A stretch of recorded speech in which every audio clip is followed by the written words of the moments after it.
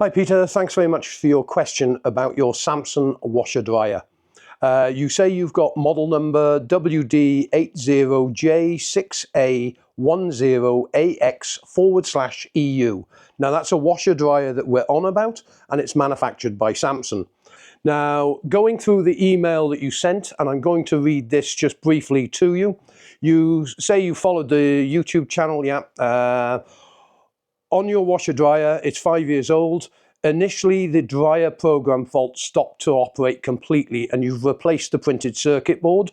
You're also telling me that it's now running through the cycle, but if you set it on to 90 minutes, it stops after 20 minutes.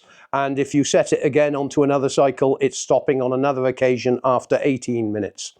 The washer dryer needs to be explained first so you understand what to look for. Now I'm going to put you a page together with a link to any components you need for the machine and any other relevant information that I can gather, including additional videos to help you.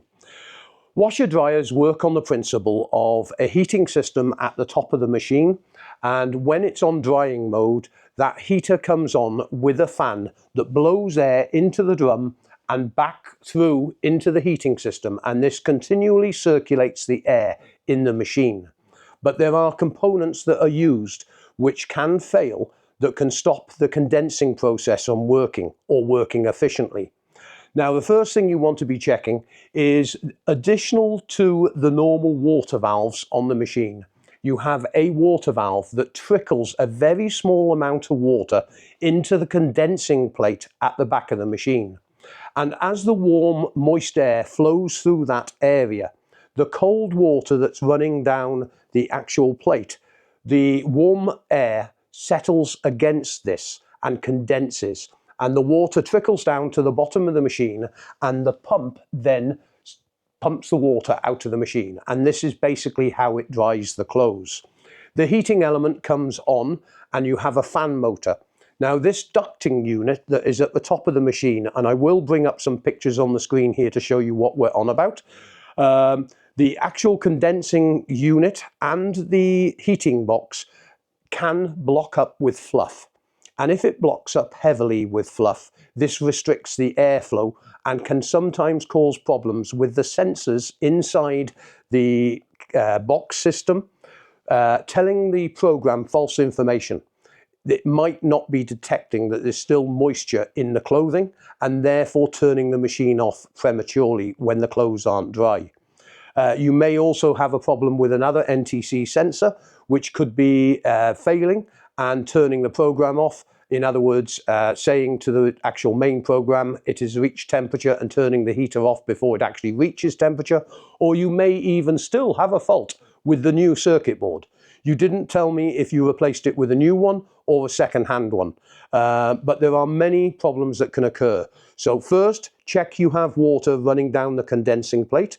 I will attach any additional videos that I have to the page that I've created for you, and the link is in the description.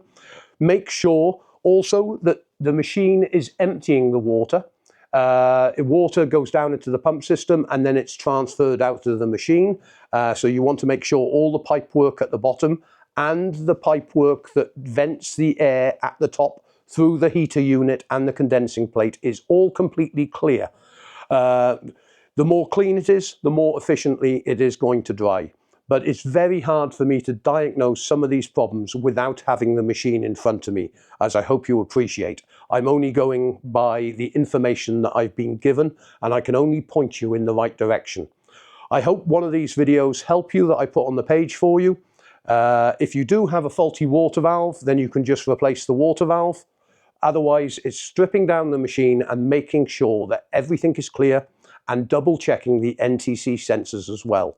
If I have got any charts for you, I will put them on the page with regards to the values of the NTC sensor and what resistance value you should have at, for the NTC sensor at certain temperatures. But all this information will be on the page that I'm attaching to this. Good luck with your repair. If you need any further assistance, feel free to use the contact us page and come back to us. Have a good Christmas. Thanks very much for contacting us.